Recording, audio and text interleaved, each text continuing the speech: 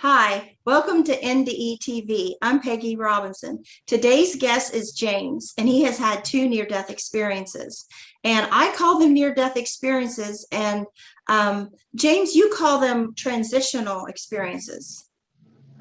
Yeah, I do because the reality of our awareness is that there's no such thing as death. Death is just an illusion.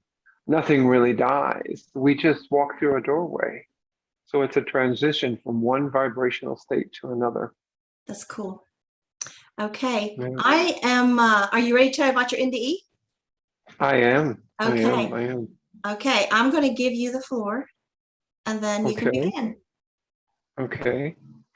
Well, Yeah. I want to say thank you first, Oh, Peggy, for allowing me to share my story because when we have an experience like this, it is something out of the mainstream or norm, and there are lots of people who have had these experiences, so any story that we tell can help someone else. yeah.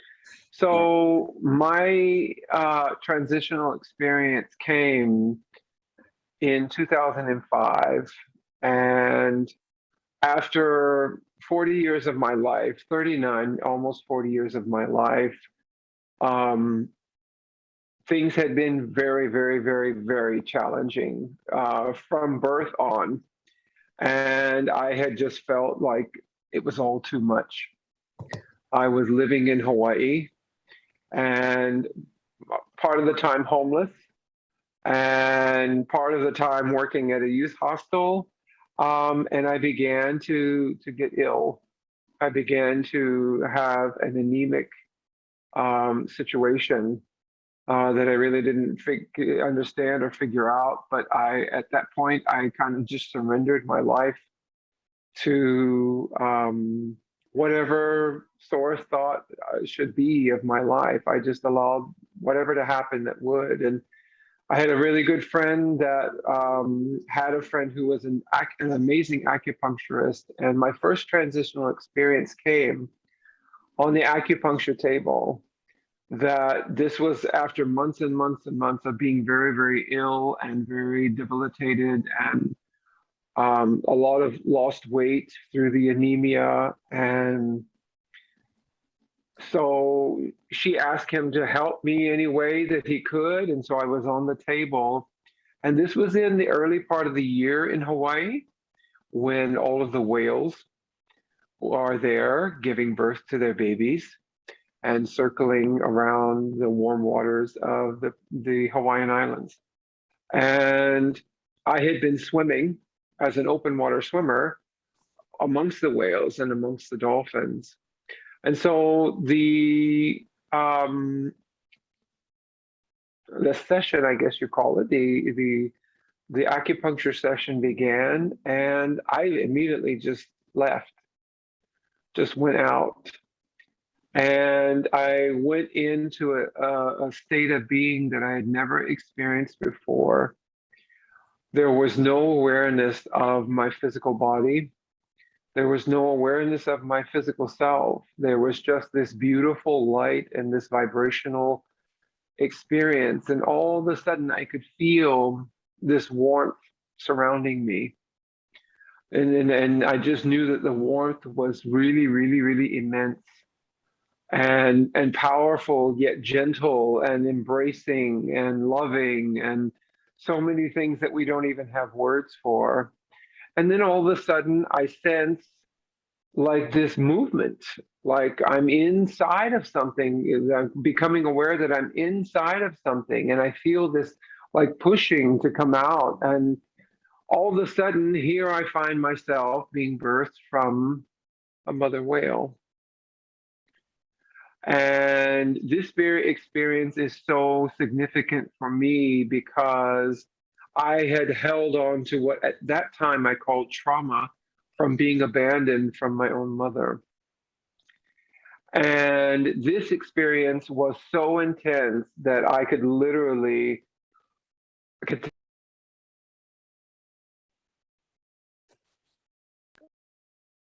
trying to ring in. Um, uh, that I was trying to, that I could feel the temperature of the water, and I could feel just the, it comes to a place without words, but it's just a feeling of that everything is so perfect, that everything is of the light, and everything in reality is as it should be. And all of a sudden, I pop out of a mother whale, and there I am swimming in the open ocean as an infant, in my infant self. And then comes from my soul self the wisdom. This is what it's like to feel that maternal love and that maternal protection and that maternal support and warmth and guidance. And there I was, and I just remember swimming around and being in that light. I know this was in another dimension when it took place. And I was so close to transitioning anyway at that point, that I'm sure that it was just my soul self leaving the physical body so that it could bring that experience back. Because what we call trauma and other things does nothing but block our ability to receive the reality of who we are. And then all of a sudden, out pops the second being, but this was in the form of a whale itself. So I was there with my gigantic mother whale in my little baby infant human self, and a brother whale that was there with me, and we went swimming off. And I just remember that when I returned to my body, it literally felt like I had been healed. Like there was no more of that energy that I held from the abandonment and the course of my life that it took because of that abandonment.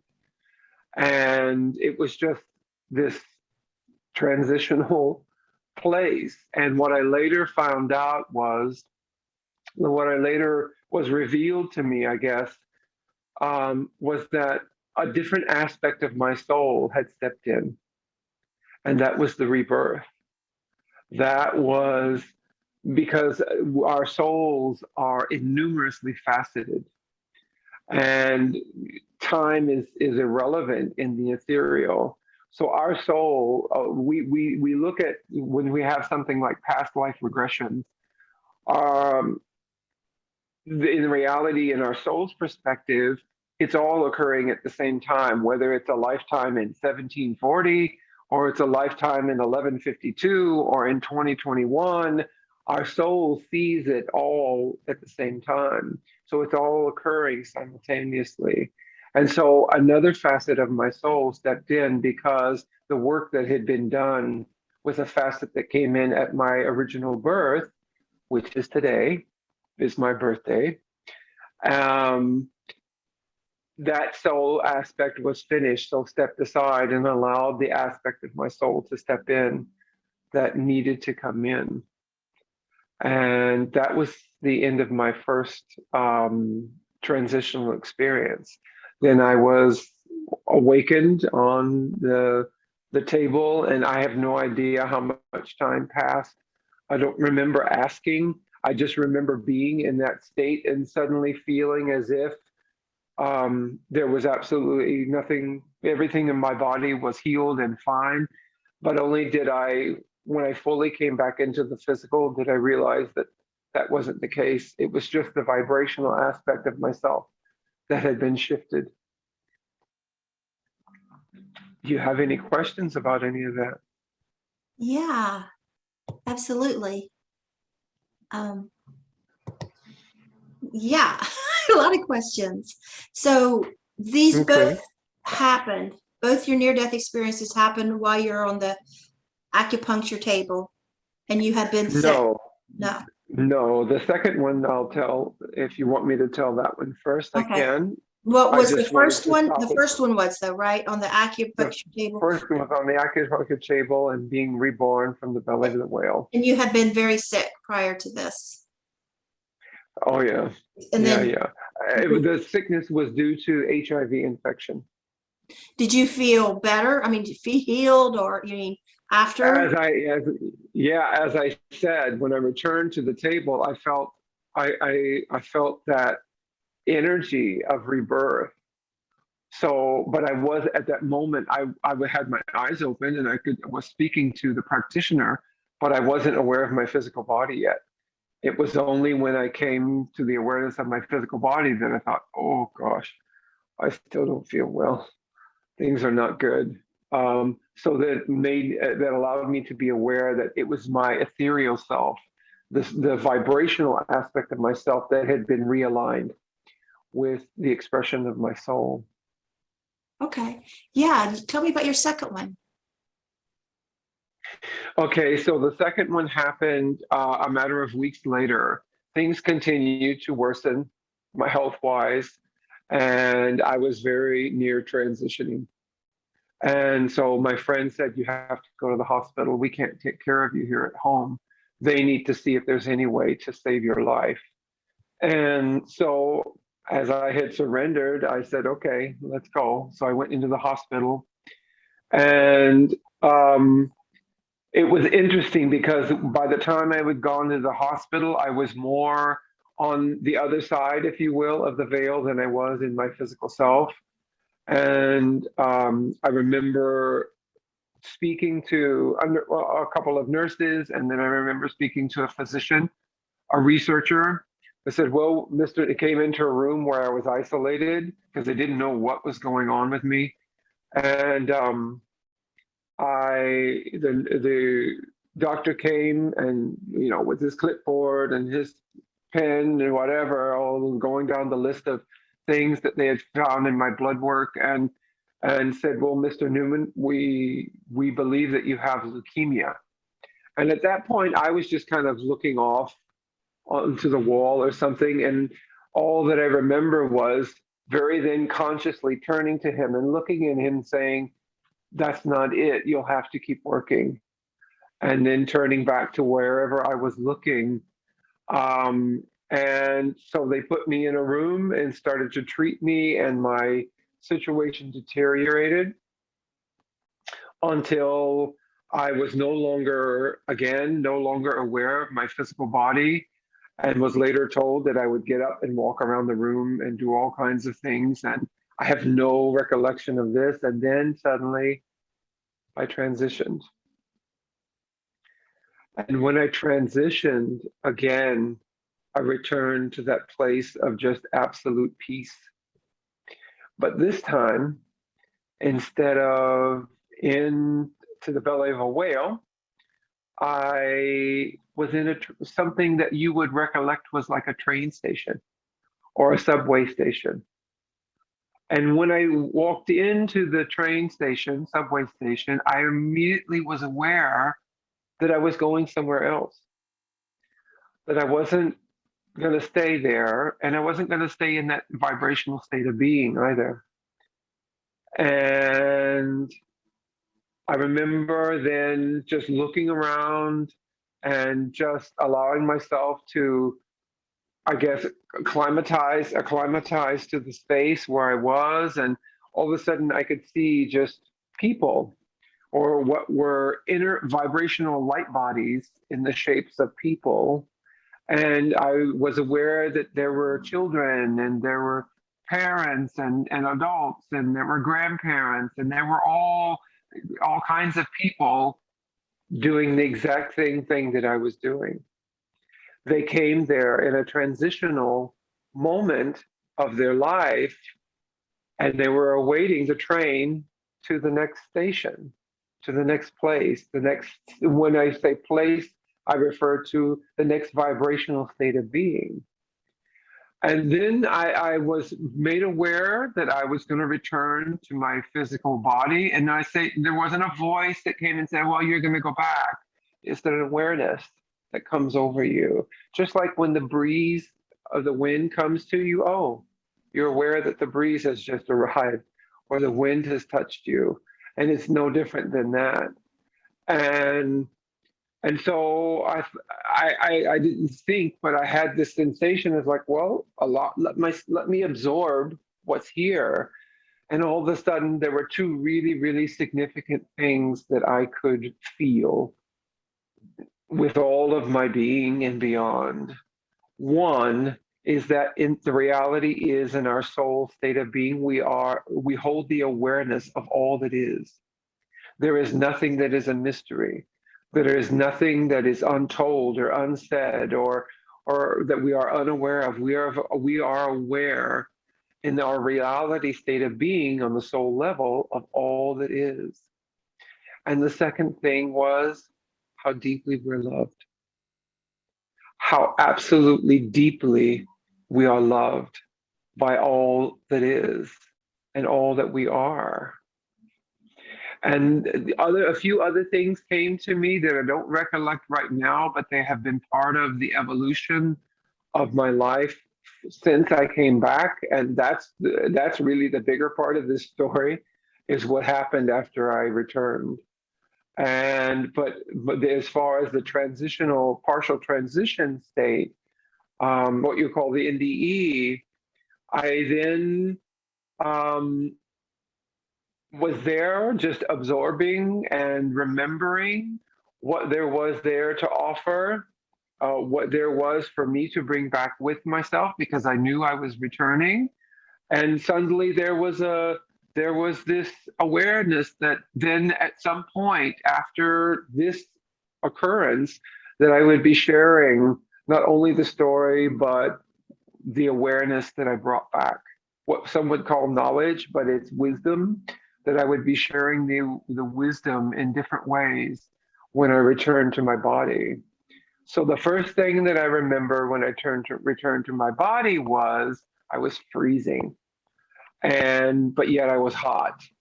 And as soon as I became fully aware of where I was in a bath in a bed with a tarp. And I was in Hawaii, and there was this big, huge nurse. I guess he had lifted me out of the bed, and he was throwing ice and water over me, and I thought that I was drowning. My immediate thought was like, "Oh my God, I'm drowning! They're pouring water all over me, and there's ice and all this stuff." And as soon as I could ask, "What are you doing?"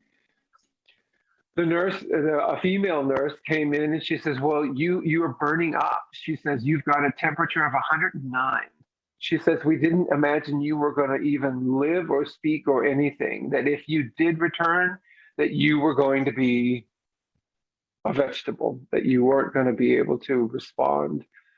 And I just remember saying, "Well, I'm here, I'm here, I'm here. Like, stop!" Like, and she's like, "No, we've got to get your temperature down." And I just did. I just kind of, again, I remembered, oh, I'm supposed to surrender here now. I've just got to let this happen and let this part, don't push against this and don't resist what's happening right now. You're being taken care of. And this soul level awareness, just calm down. This is all a part of the way it's supposed to be.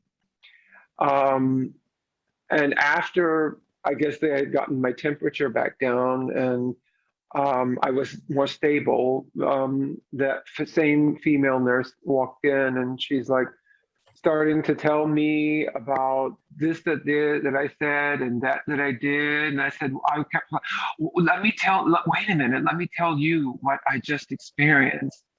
And I started telling her about the train station and all that. And she kind of like looked over at the doctor and thought, oh, they immediately thought something did happen. There's something not right. And I could feel that. All of a sudden, it's like, oh, I could feel what they think I'm crazy. I think, and I kind of remember just kind of looking off to the side as if there was something there, and there actually was. There was just this presence of this smiling face, of this like, you're fine, you're okay. And then I look back at them, and they're just, like, what are we gonna do? And I think he's, do we need to call the psych doctor or whatever this is? And I thought, oh, just let them talk, whatever they think they need to tell you. This really amazing awareness just came over. Just for now, just let them do what they think they need to do, and you'll be leaving here. And sure enough, I was there for about 3 or 4 more weeks until I was stable enough. But there was an old man that was in the bed next to me. We were two in the room. And I don't know if he could hear me or he didn't ever respond, but I would tell him the stories of what I heard and or what I experienced or what I had felt during the transitional experience. And from there, I left the hospital, and I'll let you ask any questions that you may have now. I'm still back at the whale. I mean, what do you make of that?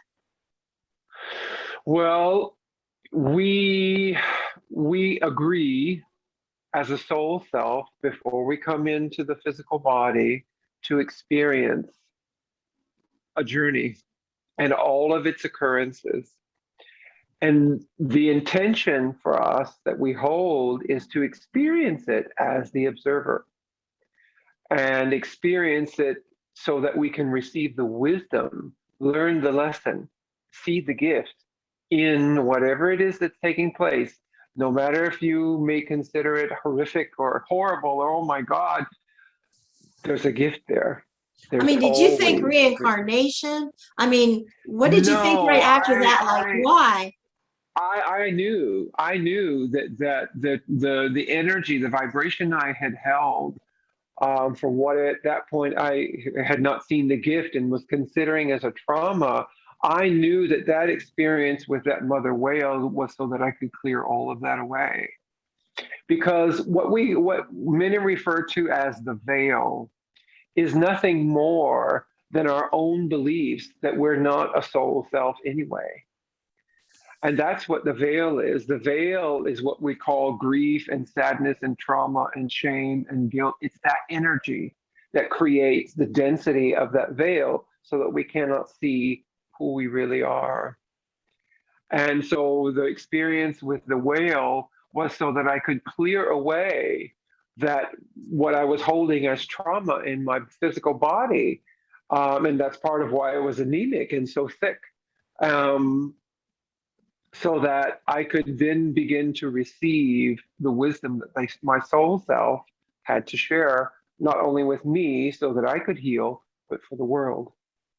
So when you had both your experiences, you had all the understanding at the time you had them, what everything meant, what exactly, I mean, it After they wasn't like finished. years of After they processing and finished.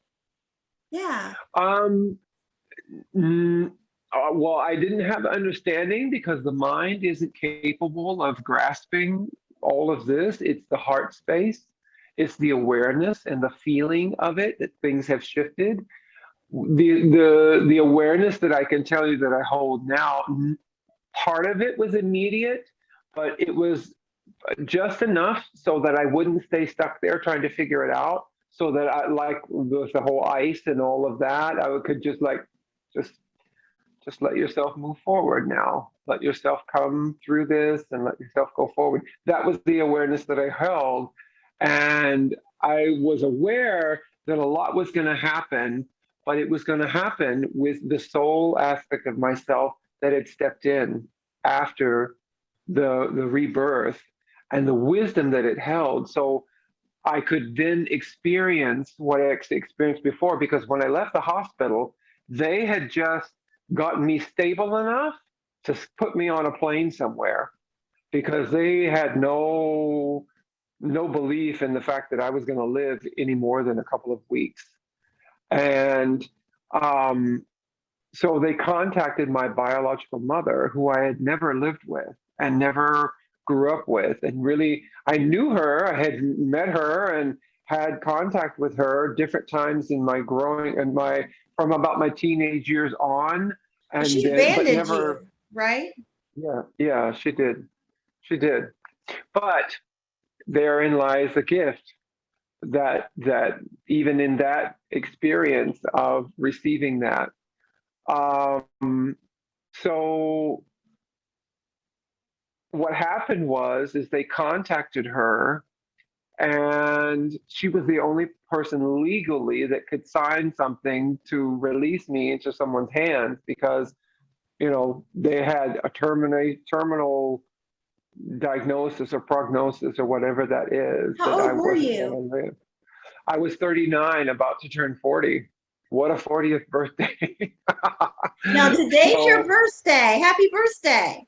today is my birthday, and today I am Ironic we 50. did this today because I didn't know. Yeah. The universe planned that. Yeah, because we planned The on this universe coming planned it. Sunday, and then I wanted to do it early, And and then the yeah. universe said no. So the universe came to you and said, "Right, Peggy, you need to do this earlier." And your And you NDE is asked me not being when. born. That's so I'm crazy. sorry? And your NDE, being born through the whale. Yes. I mean, just Yeah. So what happened then was I went to live with her. oh, Yeah. And that was really beautifully interesting and wonderful because I got to re-experience all of the absence of any maternal energy at all from her all over again. But I oh, got to experience it while I was really vulnerable and still very, very sick, very, very ill. she got to mother you. Well, she got the opportunity to mother me, but she didn't.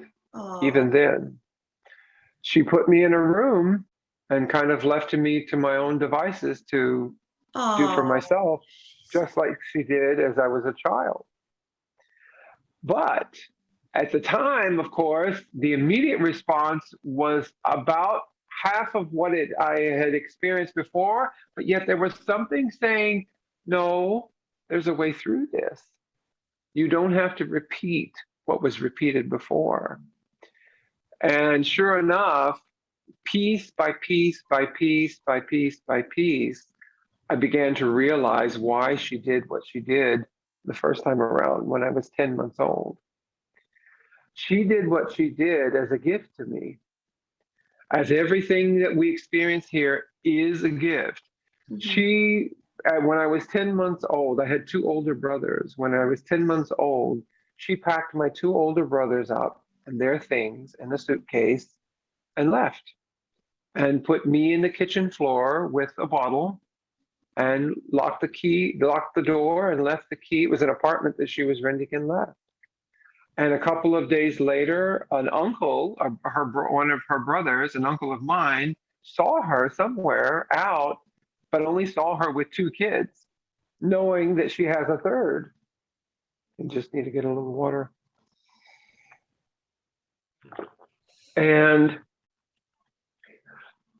I guess they didn't speak or they weren't on really good terms. So his only response was, well, I'm calling the police. He called the police and the police went to the apartment and there I was. 2 weeks? No, Oh, it was 2 days. 2 days. oh, I thought you said 2 weeks. How old were you? No, no. I was 10 months old. And It was the 2 days. police came 2 days. Yeah, it was seemed to be two. Well, give you some clarity. Each person in the family has a different version of the story to tell. Some say it was a day, some say it was a week, some say it was, it's like out of the average of all of the stories that I've been told, I'm assuming it was 2 days. But how ironic that the uncle who she doesn't normally see would see her there Saw at the her. store, be there at the same time. That's divine intervention. And then go like, what's wrong with this picture? Yeah, because you would Whereas, assume there was a babysitter or somebody, you wouldn't really ask, where's the other child?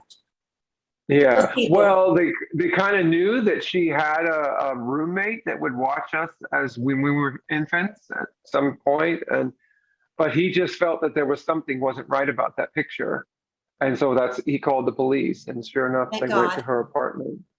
But therein lies the gift, because at that moment, all I knew as a 10-month-old is that I needed to survive.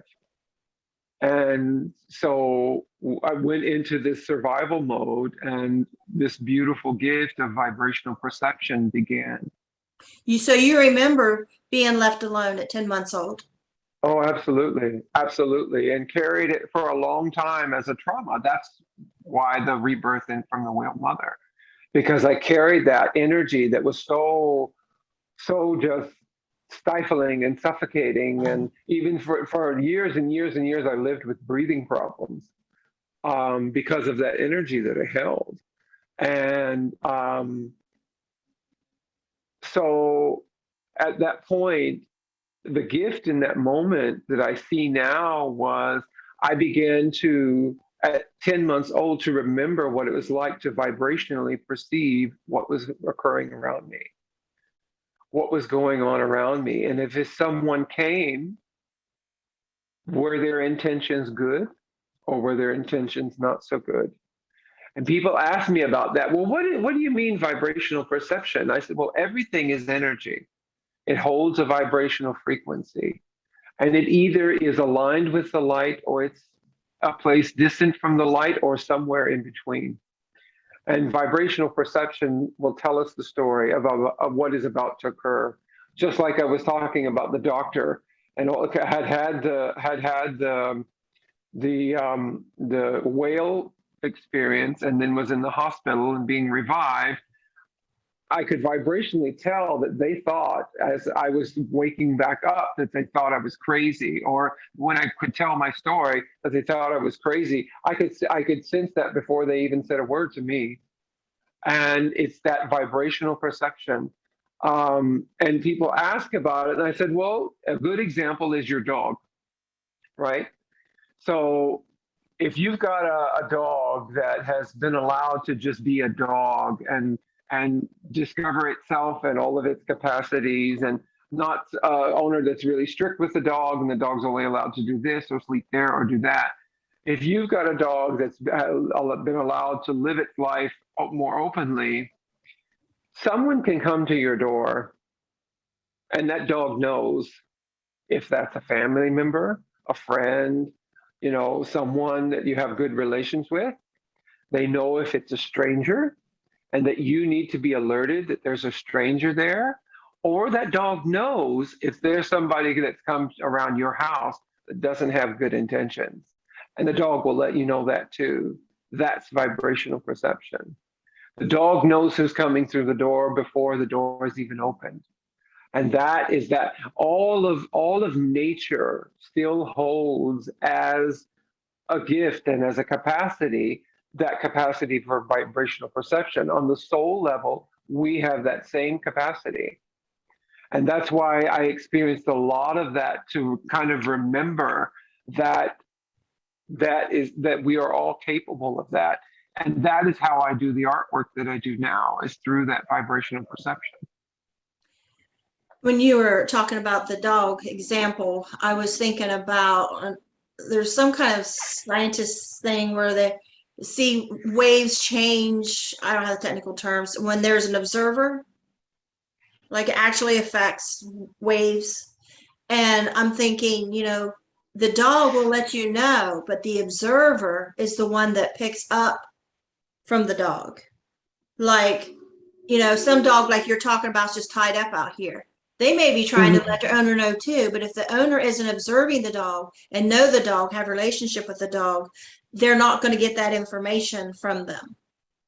No, no, So I mean, it takes an exactly. observer. And just like it sounds like in your experiences, you were observing something and conceiving of it and picking up on understanding it, where maybe somebody else wouldn't get it. Like it's taken me years to process, my NDEs, my experience Mhm. stuff. It seems like you just get it on the spot. Yeah, and because I had spent my life up until then with that capacity of vibrational perception being evolved.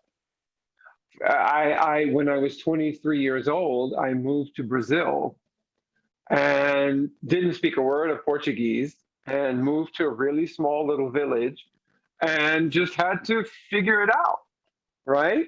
And so I thought, oh, well, I guess I need to go, excuse me, to the little English school in town and offer my services to give English classes to them if they'll give me Portuguese classes or do something like that. Well, I lasted about 2 weeks, and it was just driving me nuts because I was never one to sit in this classroom. And at 23, I still wasn't. And so I thought, you know what? I'm just going to take a dictionary and I'm going to just go out and immerse myself in this language. And then suddenly it kicked in. You can feel what people are saying. All you have to do is connect with that feeling, that vibrational expression, and then listen to the word that's being said. And so that's how I learned to speak Portuguese. And in 2 months, I could speak as fluently as I speak English. Between 2 to 3 months. It's like, I've heard the right brain, left brain, and they say, well, that's not really true, been debunked or something. But still, I think there's something to that, like what you're saying, that like I may not be a very smart person and pick up on like a second language or math, but if I can identify it in a way that it means something in my heart, story form. Yes, that's where the vibration is perceived, is in the heart space. And I used to homeschool that's where everything. Yeah, I used to homeschool my adopted kids because they came to us, from trauma, and so they're behind in school and they were struggling. And so I gave up. I homeschooled them for a year, and we did things in story form, and they got it, and it was excited, and it was interactive, and it was jumping up and down and play acting, and that's the way I could teach them. And then they reacted to it, and then so I get what you're saying. I just don't have really the words to like put on what you're saying. Sure, that's all right. Those who are listening will feel it.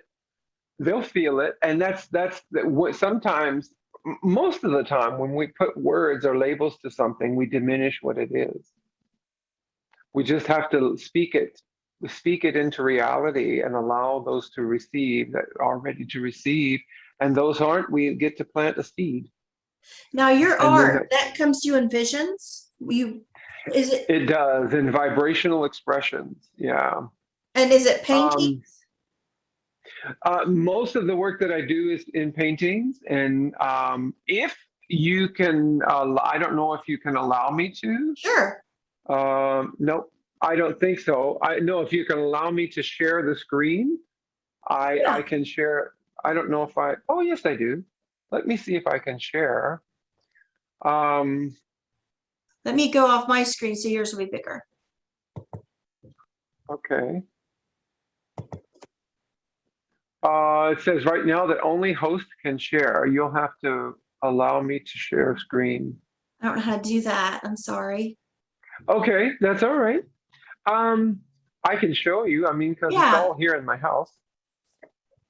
Let me take my device list here. I receive all kinds of wisdom to share with humanity. And two of the most significant things that I shared, you can see, one of them is right there. This is the vibrational expression of the new earth. And I will turn my camera around so you can see. Oh, come on now. You're going to let me do that? There we go. This is one of the paintings that I received more than a year ago. And what this is, it is a symbol for the coming of the new earth, the experience of a totally transformed and transitioned humanity. And when you come up close to it, you can see the tree, but those aren't actually leaves. It is a script.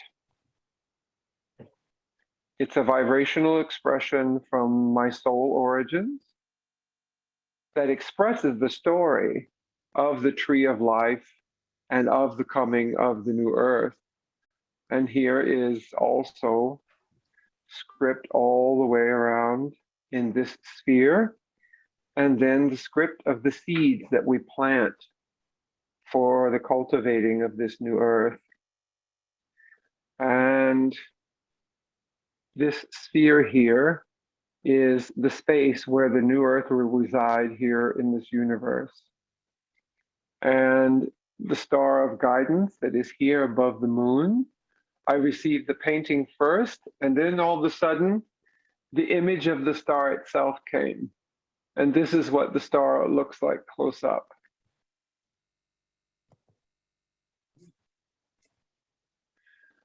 So that's an example of the art.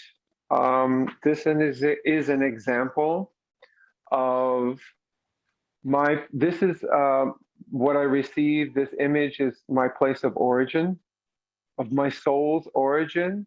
In the center is the star of Nabayo, and those are the people that I come from. And this is our central sun, and this is an image of the Phoenician galaxy. And it is on the edge of the universe where the passage, as you can see, the passageways to other dimensions. And our sole purpose as a people is to hold and keep the vibrational state for the passage of wisdom between dimensions. This is our, let's see if I can get it where there's no glare. This is our full moon on Nabayo. This is what it looks like up close. It's a vibrational expression of the story the moon tells. You can see the script all the way around. What's the significance of the flowers on that? On the last one there? Oh, the beauty. Okay. The beauty of life. Because it is in the witnessing of beauty that we experience love. Some people think that love is the most powerful thing in existence, but it isn't. It's beauty. It's in the witnessing of beauty that we experience love. So that is the full moon, and this is our new moon. This is our new moon. Yeah. Okay. This is from the soul's expression. And something that I've received more recently, I can show you one of them, that I finished and I'm about to finish. Well, I'll show you the one I'm about to finish. And you can see the rest of my apartment now. Let's see if I can bring it over into the light and get you a good image of it. Is this? I don't know if it's focused well. Yeah, it's focused well. This is called a time alchemy mode. And what it tells is in the very center of the time alchemy mode, this structure you see in the center is the representation of the soul self. And each one of these sections, these facets, there is a script. And in that script is expressed the wisdom that the person gathered during a lifetime. And it is if this is the writing of that person's DNA. And you can see the script that's here. And there is a story that is told with each one of these sections. And this image here has a very special story that I'll be announcing in my group very soon. This is the coming of the moment of revelation and the unity between the ethereal and the physical world. Because on this side, you can see all the beautiful leaves and all of the energy that is expressed here, representing the physical world. And on this side, the same beauty and energy represented in an ethereal form. And then the guiding star above it all, and the central sun. And this is to assist humanity in recognizing that it is no longer going to be as above, so below. The separation between the ethereal and the physical world. And we are in a moment of the transition into a merged unity of all things. And so the time alchemy modes I do for people as a tool for them to receive so that they can remember who they really are on a soul level. Because very soon there is going to be what many people have called an event, a shift. Days before, years before, they used to call it the second coming of Christ or the second coming of the Messiah or things like that. And what I have been made aware of at a soul level is that what's going to occur is a revelation. And in this revelation, it will be very much like a transitional experience, like an NDE experience. All of humanity will suddenly become aware of all that is and all that they are on How a will soul that take level. place? Exactly how that takes place, it's a vibrational shift in the energy source itself will allow that to occur. And suddenly everyone, just no differently than suddenly you becoming aware of something that you weren't aware of before, but on an immense scale. It won't be a piece of something or a part of something. It'll be that full awareness of all that is. It is an energy shift, a vibrational shift in our state of being. And that occurrence will last for, in Earth time, will last for about 3 days, about 72 hours. And then it will subside. And then humanity will choose. Because we all have free will. We will then choose, holding that awareness, how to then conduct our lives from there forward. What paths we will choose to take, what decisions we will make for our own lives, and how our own lives go. And obviously, on a collective level, that's going to make an immense shift in the entire planet. Now, how do you know this? Does this come to you, visions, or? I don't know this because the mind has no capacity for the processing of that, and there's no necessary. It's like I say, it's the same. No wisdom comes to us no differently than the wind does. Receiving true wisdom is no differently than stepping into a bath of warm water. It just washes over you. It comes to you in a vibrational shift in your awareness. It's the important thing that I've recognized in the groups that I hold and what I share with people. There is really an important need for the distinction between what knowledge is and what wisdom is, especially now.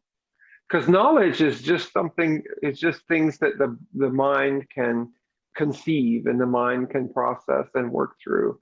But there is what is on a hugely greater scale that is receivable through our vibrational perception and the receiving of wisdom. So it's just like a knowing, an instinct. It's just in No, the it's not air, a knowing, it's an awareness. an awareness. You become aware of something. Let yourself sit with that, because we've been conditioned to know, well, I know this and I know that, and I know, because things that we know fit in a box, and that's why we know them. None of this fits in a box. Earlier, you said the phrase "coming of new Earth." What's that mean? You've not heard of the new Earth? I mean, I've heard new heaven, new earth. Like, I don't really know. Like, I don't Okay, follow. so there is a new vibrational state of being that has been formed in the conceiving of the creation of this universe, of this earth, and all the planets and stars and all that the universe is, and then the receiving of the creation of a humanity. When it was written in the Bible that God said, "Let there be light," and there was light, and it was good, it wasn't speaking about the light of day, it was speaking about us. We are the light.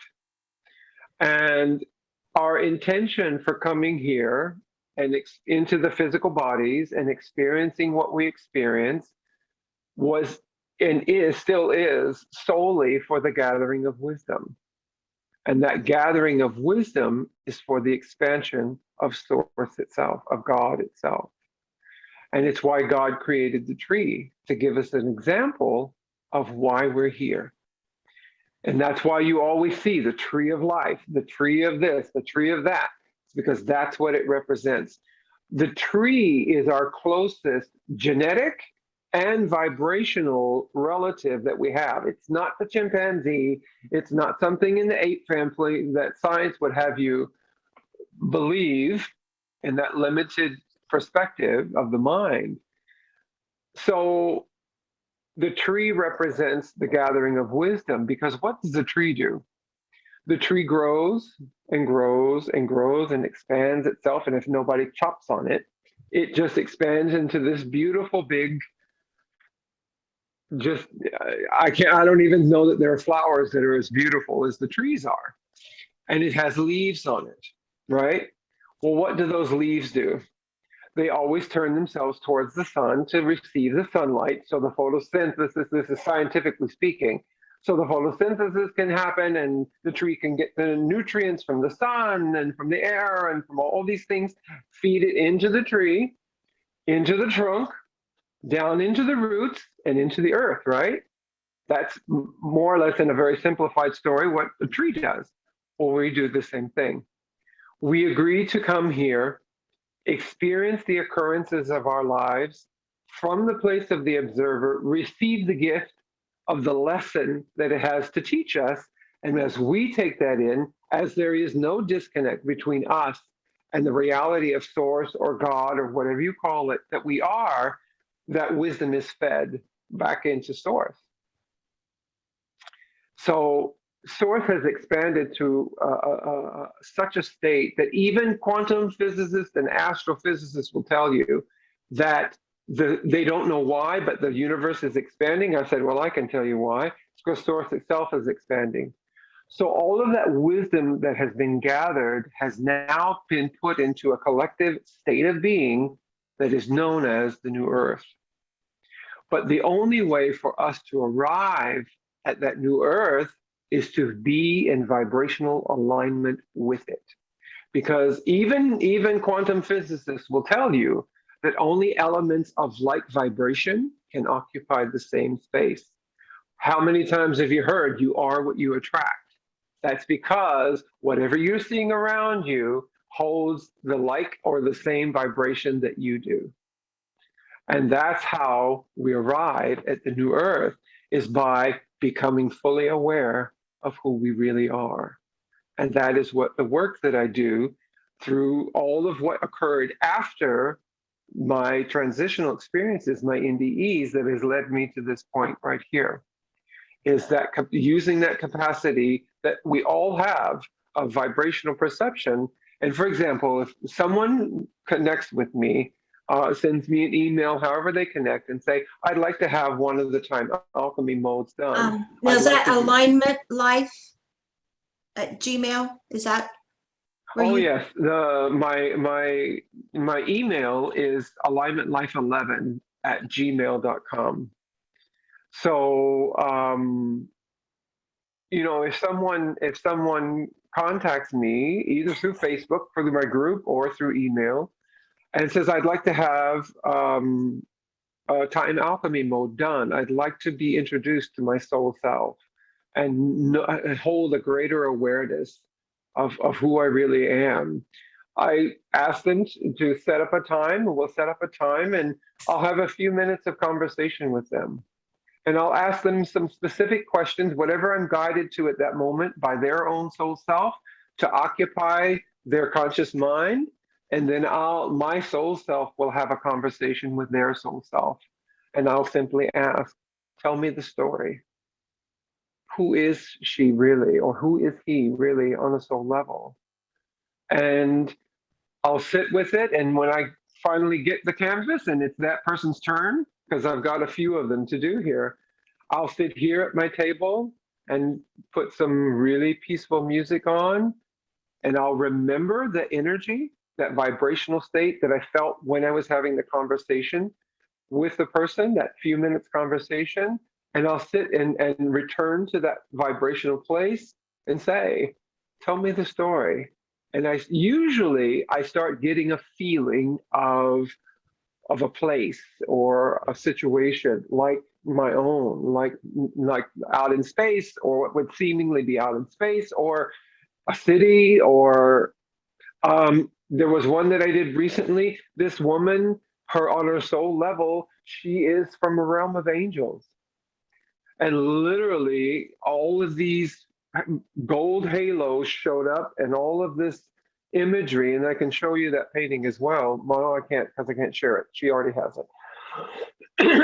But another one, for example, I did before that one, I had various sessions because I do one-on-one sessions with folks also, working on relieving those things that people are calling traumas and getting to the point of where that belief or that energy was taken on, and allow them to see the other side, allow them to see the gift in it from the soul's perspective. And so I'd had some of these sessions with this woman, and then I had a little conversation, and I started to do hers, and I asked her, her soul self, I said, so show me, where do I begin? And all of a sudden, the room here just filled with flowers. Vibrationally, I could smell them, I could see them. I mean, just it was like suddenly there were millions and millions of flowers. And through that, I was made aware that hers, the soul aspect of hers that is present now, comes from the realm of beings that are responsible for the creation of flowers here on the earth. And people are like, oh, that's nice. Like, no, you don't get it. You don't get how important the flower is, because therein lies the beauty of this earth. And it is in the witnessing of the beauty of every flower that we experience love. So the story is told ethereally and internally that these beings created the vibrational expression of a flower. That's why I call my art a vibrational expression in art, because everything that exists in this physical realm is vibrational first. That's why if our bodies are out of alignment in some way, it's because of a vibration that we hold due to a belief or what we were calling a truth or something like that, and it holds a vibration, so the body is a response to it. And that's all that disease and sickness is. So these beings held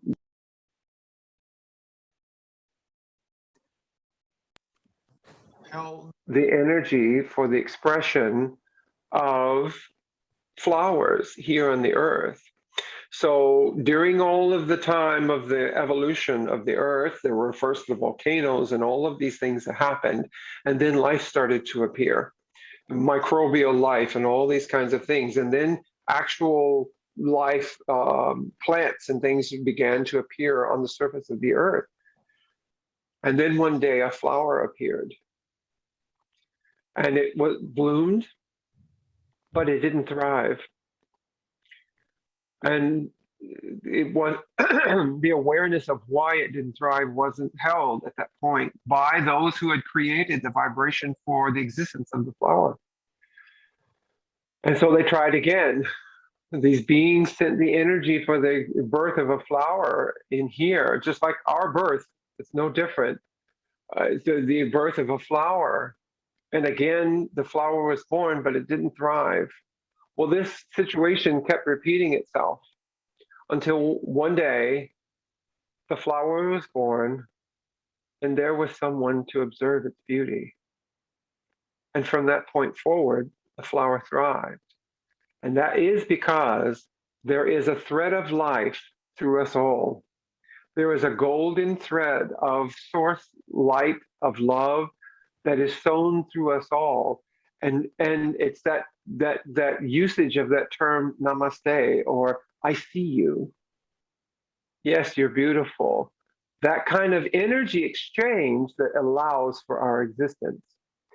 The flower now thrives as much as it does because we observe its beauty and experience the love that it holds for us. And that's why humanity is in the situation that it's in now, because what have we done with that thread of life? Cut, cut, cut, cut. Cut it because of the religion you are. Cut it because of the politics that you are. Cut it but that you think you are, the illusion, the delusion that you think you are. Cut it because of the color of your skin. We cut the thread of life now. Separatism, division, all of this. And people don't recognize how those who are in power hold this awareness that dividing us is the way to keep control. And it is, and though, so there comes back to the story of the revelation that's going to take place. Once people become fully aware of who they really are, all of that division will immediately be gone. That thread of life will instantly be resown amongst us all, and we will behave differently, very, very differently. It just makes me think personally about after my drowning when I was 5, my family went to Vito Lake, and I was bored with fishing because I had been underwater dead watching the fish, and I felt led, and I walked away from my family and I went out into the woods, and I was led like, go here. And I saw, like, here's this beautiful lake, and I wanted to go to my left, but on my right was like begging me to go that way. And I went that way, and I thought, well, why did it lead me here? Because it's so ugly. There's just this dry, cracked mud, and so void of life, dry leaves and sticks. And why am I here? And then I saw a wildflower growing out from under a rock. And I went over there, not mind you, I'm a 5-year-old child. And I sit down and I'm talking to this flower. And how did you grow out from under this rock? And how did you do this? There's no life here. And just like compassion for this, and awe and wonder, and like applauding it. And which was really Witnessing out its of beauty. character of me. I'm sorry. Witnessing its beauty. Yes, I was just so just like I just found a new friend. And that wasn't me as a normal child going around finding friends and flowers. It was just this experience. And I say it was just shortly after my drowning. And there started this communication, this in telepathic communication. Awareness. Yeah. And That's what you call telepathy is the form of vibrational expression. And it foretold my future. Scenes started opening up. And I saw a scene of me and the girls in Sunday school. And I was the pixie haircut my mom always made us girls get, and the ragged clothes, hand-me-downs. And I would look at the other girls with the long, pretty hair and the bows and the pretty dresses and fancy shoes and socks. And this was the vision I was getting of me looking at them and observing myself, comparing. And then the scene went to my mom and her sisters. And they were all talking about what is their favorite flower.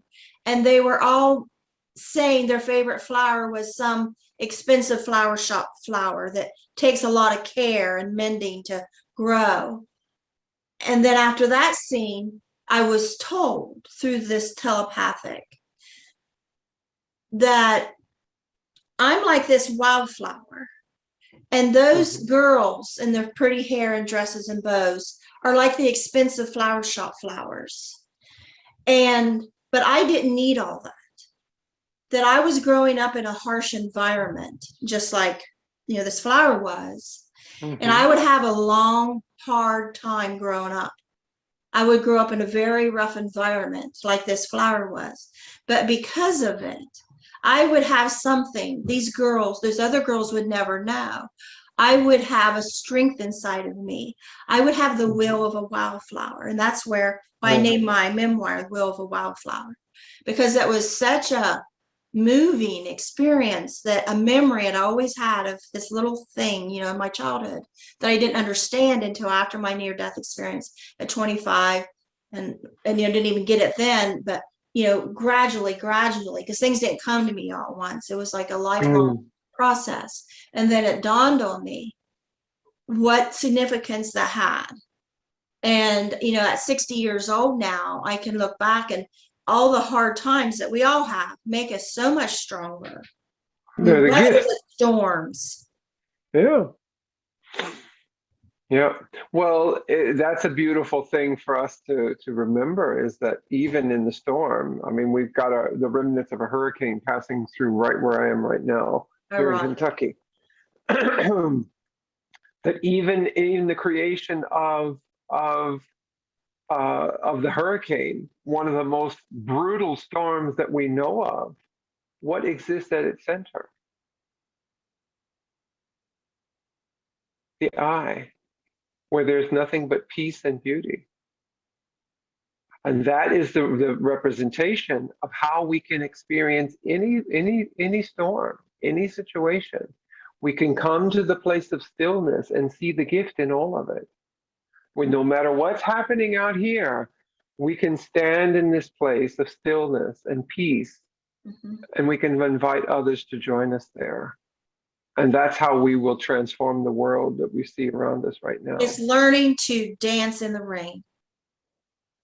Yeah, or just no You matter can what. cower. Oh no, I'm so scared. I'm afraid. I gotta get. Or you can celebrate. You know, Yeah. even if death is coming, you know, they say end of the world or whatever. I said, I'll be dancing in the street. Some will be you scared and jumping off bridge. I'll be dancing in the street and rejoicing, because you just get to that point in your life where you can let go of all fear, and you've seen the miracles in life. You've trusted in God and his wisdom, and you know what's on the other side, and you get to a place of peace. And you say awareness, I call it knowing, but to where you are open to whatever life brings. And when you were talking about the tree of life a while ago, I was getting memories of another little spiritual experience after my mother-in-law passed a couple years ago. And I woke up, it was like maybe day after she passed, I woke up early in the morning, and it was this vision of her, but behind her was her mother and these other women, like their mother, going all the way back, kind of like this thing in my background, like this, going back in time. And it was all coming up to me, and they were passing the torch to me. That I am the mother now. I am the grandmother. I am the great grandmother. They're passing the torch of the trust to me to carry on and look out for the grandchildren. And I'm like, wow, I felt so honored. And I got out of the camper we were staying in, because we was taking care of his dad, and I went in, and the family was in, because you know the funeral was coming the next day, and everybody was in, and I told them about this, and I know they didn't get it. I know they're looking at me like I'm weird, but to me it's like it don't matter. It's like they just passed the torch to me. I'm so honored, and I take it as just a big responsibility. When something's going on with the grandkids, something going on with the kids, then I'm going to be the one to step in, be the words of wisdom, and carry on everything they have, you know, their families. They took care of their family. They took care of their family. And it all leads up to now me taking care of this family. That tree of life you're talking about. And it's just like you see things in your way, in your art, and I see them like in story form or visions, but it's all still the same realm. It's just a different tapestry or different molding, or it's because each of us has our unique vibrational state. And so when the light is all just one light, it's all the same light. But it comes out expressed differently because of the vibrational state we hold. So the vibrational state that you hold allows it to be expressed in the way that you express it. And I guess talent too, like you have a talent, you know, for art, obviously. And then, you know, maybe I have the talent for bringing out truth into, and as in stories, or bringing out true stories. And then other people, you know, may sing their their story. Sorry. Yeah. So what does the painting isn't talent. The paint. It's not a learned behavior. A talent is a No, learned no, behavior. no, not, no, I'm not talking about talent as a learned behavior. It may be gift. It's something, but it's something that, well, it's not anything that I hold. We all hold it. We all have the capacity for all that is. And I think that's important to always remember, that it's not something unique to me. That's a lot of what I Well, do as in an my work. observer, it is unique to you. And what I do is unique to me. And what, my husband does in farming and welding, is unique to him. And yes, some things are learned, like language, like you were trying to learn a language and you couldn't learn it the way the others did, and you went and learned it in your own way. Okay. Yeah. Well, either way, we all have that same capacity to express. I can't draw However stick that people. expression. And neither can I. Okay. Neither can I. My physical self, this what you see physically, I can't either. It's the soul self that's what the tree is talking about, that I showed you, that has the script Yeah. on one side and the leaves. And- All of this resides within us all together. And, And we the can call forward any aspect of ourselves to do whatever it is that needs to be done at that moment, whether it's the soul self, whether it's the mind. I don't want my soul self to drive my car. I want my own mind to know how to turn the blinker on or the windshield wipers, or turn left or turn right. That's what the mind's good for. But the soul self is just as present if we hold that awareness of its presence, and can guide us through anything that we need to go. And then you can the vehicle can drive the car, as you know. You've not had any art lessons. No, I just started. One day I started, like you were drawn to go out to the forest and to go to see that flower. Something just. I was telling this yesterday in a session. They were asking me about this, and I said one day, I quit my job. I sold my company 4 years ago, my catering company, and decided I didn't want to live in the Miami area anymore, that I kept seeing hills and hollers and creeks and rivers. And so I came back to Kentucky, where I was born. And all of a sudden, after having slept for 6 months because I was so exhausted, physically exhausted and mentally, something just said, why don't you go drive over to the craft store? I was like, well, is it a restaurant depot or something? I'm thinking, my mind's trying to kick in. It's like, no, it's not food. Just go to that pulling that you said you talked about. Oh no, go this way. So I went over there, and okay. And I said, go look at the colored pencils. And I was like, wow, those are really pretty. And then all of a sudden, I'm getting into why I'm there. And I thought, oh, I love sketchbooks. And I went over and thought, well, buy me a big old sketchbook. So I bought colored pencils and markers, and some of my favorite markers that come from Japan. They have pure gold ink in them. And I thought, well, I like gold. I like all these colors. I like all this stuff. And I just took it in my room and left it there for probably a couple of weeks. And then one day I just had some time, and I thought, well, I want to pull this out. And I just start to draw some things. And I don't know if I can quickly find it, but the first thing I drew, let's see if I can. And you pull had it no out. idea before. You never attempted this. That's so funny. Well, what I drew was this. Wow. And all of a sudden, with my gold ink that I loved, all of this script came through. And I didn't ask any questions. I just painted this, and then I thought, what the heck is that? Can I see that again? Can I see that again? Because that just reminds me of my angel after my drowning.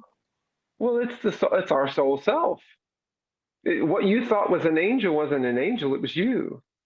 It was the reality of you. This is a vibrational depiction of the soul self, because here is that golden light of source and that thread, that runs through us all, depicted there. And all of this script tells the vibrational story of what is depicted in the image.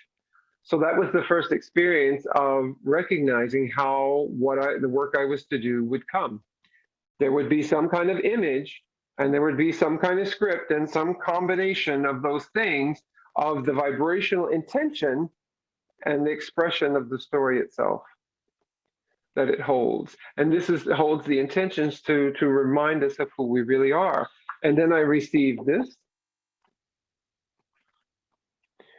which is obviously the eye of the seer. And It makes me think of a fish. Okay, well, so there is all of the script that tells the story about what it is like to have vibrational vision. And a series of these things came. This came, and if you look at it very closely, it's hands in hands, all connected together. And it is a depiction of the reality of how humanity is meant to live in this connectedness.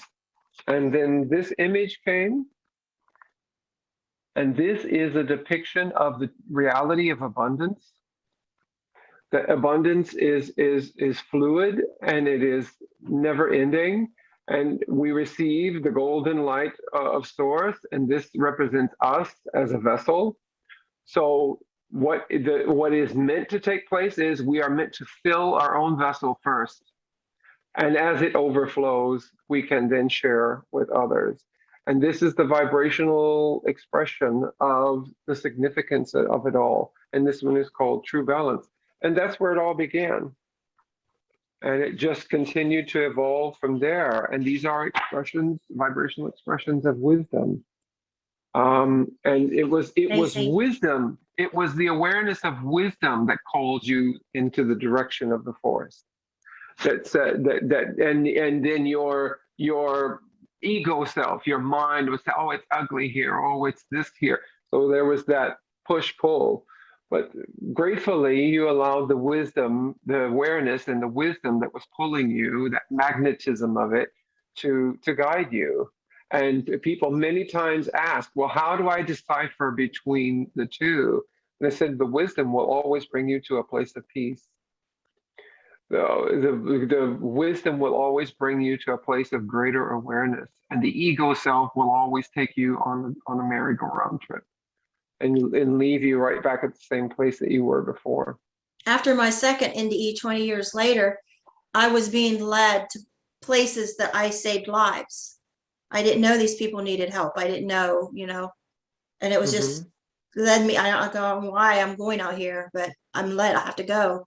And then somebody was dying, and I saved their life. And I didn't understand that. How's this work? I understand now, because we were in a different realm, and those things exist in that realm. And when we come back, we have it with you, like you have. Well, we were in this realm, but we were in a different vibrational state of being. So then we were able to receive what was being shared with us. I described it the other day, like there we're whole, and here we're like a piece. It feels like we're a piece, and it's like you're going to find the whole again. But yeah, we're made to believe the illusion of that it's a piece. Mm-hmm. We're just as whole as we will ever be, right here in this physical form. And once we receive and allow for the existence of that awareness within us, that's how we transform the world. Because Gandhi himself said, be the world you want to see around you. And that meant go in there and become aware of who you really are, and allow that vibration to express itself, because source, which is just us on a higher level, expresses itself to us and through us as us. It is not something from out there. No, this isn't the Palladians that did that, or the Arcturians, or whoever. They all have their purpose. But when we are here and something is expressed through us, it is source itself expressing itself through us. It seems like there's repression to hold back, and then there's opening up. And Yeah, allowing. the repression is what we're taught, to never put yourself in the light first. Never put yourself above other people, never put yourself, and it's not about being above people, but it's about, Marianne Williamson says it the best. Diminishing who you are does not serve humanity in any way. Becoming small so that you can protect the feelings and the sensitivities of others does not serve anyone. You are to be all of the brilliance of all I that did you that are. for decades. We all have. We We all all have. have.